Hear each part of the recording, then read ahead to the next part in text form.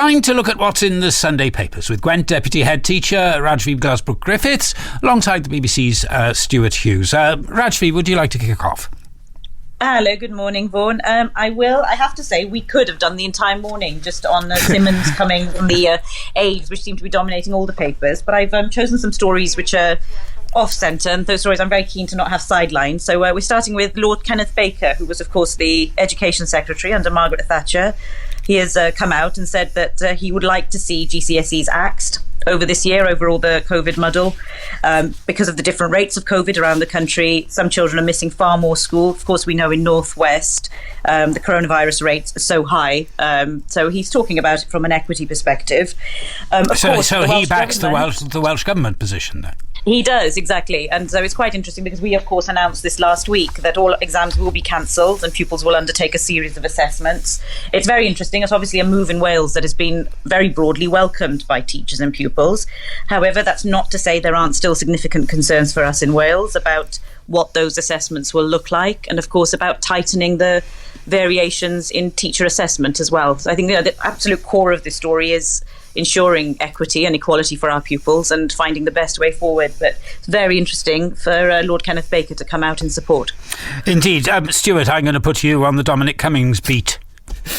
Yeah, Rajvi's absolutely right. We could talk about nothing other than Dominic Cummings because today's Sunday papers seem to have been compiled in some sort of parallel universe in which the news agenda is entirely dictated by warring unnamed sources speaking to Westminster political correspondents, and transparent it certainly isn't. And it says a lot about the way that politics is reported in the UK, or certainly the way it's reported in London SW1.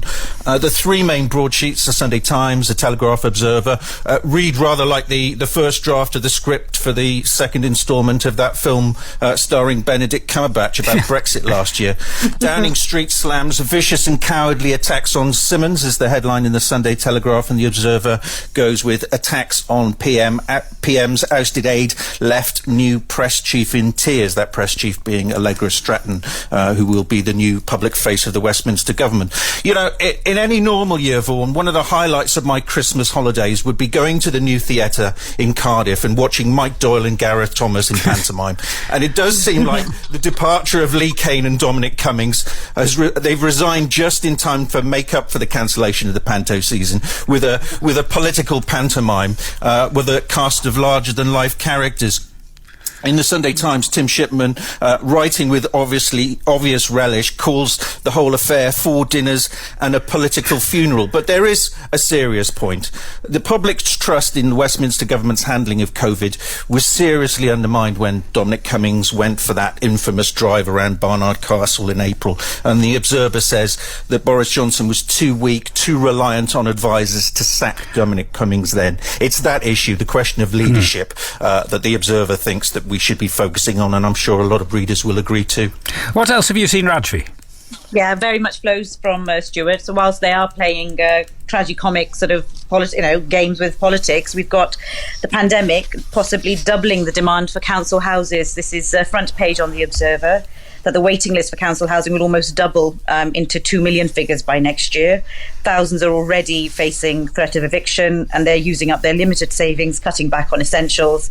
And there are big warnings that council houses, the demand will exceed its peak in England to even the numbers seen after the 2008 crisis. I know renters have been protected to an extent by the Ministry of Housing, and there is a 6-month notice period asking for bailiffs to not enforce evictions except in the most serious cases. However, that 6 months is only 6 months away, and there's a very significant human cost to this, because these are families whose children are coming into school with complete uncertainty, very little money, and we're expecting adults to go about their business, and we're expecting real children to go about their business of living their lives and learning with this pendulum weighing over them. Indeed. Stuart, what have you seen? Well, you've been talking about history, views of royal history this morning. Perfect timing then, perhaps, that the 4th series of The Crown is released on Netflix today. And if you're lucky enough to be still curled up in bed and haven't looked out the window yet, it's a pretty grey and bleak November day, or at least it is where I am. And perhaps the perfect day then to blonk yourself in front of the sofa and binge watch the 4th series of The Crown. And aware of the fact that the series is bound to be a huge success, unnamed friends of Prince Charles use the Mail on Sunday as their messenger, making clear that the heir to the throne is not best pleased with the latest instalment. The Mail says some of the prince's closest confidants have accused Netflix of exploiting the royal family's pain for financial gain. This 4th series covers the period from 1979 to 1990. It includes Prince Charles's marriage to Diana, his affair with Camilla Parker Bowles, and the Palace insiders used the Mail on Sunday to say that it's, in their view, dragging up things which were very difficult without a thought for anyone's feelings.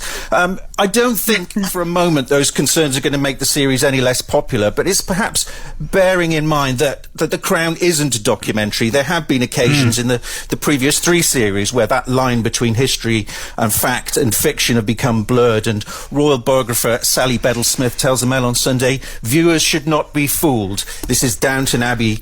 This is the Downton Abbey version of the royal family, but I'm sure it's going to be massively popular all the same. Yeah, still a good watch. We probably have time for one story each at Rajvi. Yes, the Supreme Court, this is absolutely huge, and under normal circumstances would be headline news, I should think. But the Supreme Court is undergoing a serious shake-up under Robert Buckland, the Justice Secretary, and the Lord Chancellor, who is drawing up plans for reform. It's always been under criticism since 2005, with many judges saying that Tony Blair didn't go far enough, that he made a huge botch of the reforms. And considering certainly in the aftermath of Brexit, when the judges were very political in their decisions, there's a huge overhaul to come underway, and it is facing an overhaul that could see it renamed, as well as having judges appointed, which are specialist judges. And who knows how far these reforms may go, but this is hugely impactful across the country, and a story we need to keep an eye on. Thank you both very much indeed. You can listen again to this programme on the BBC Sounds app for music, radio and podcasts. If you want advance notice of our guests and subjects, follow at Wales Politics on Twitter. And there's more Welsh Politics on BBC One this morning with Politics Wales. After the news is All Things Considered. This has been Sunday Supplement. Bore da i chi.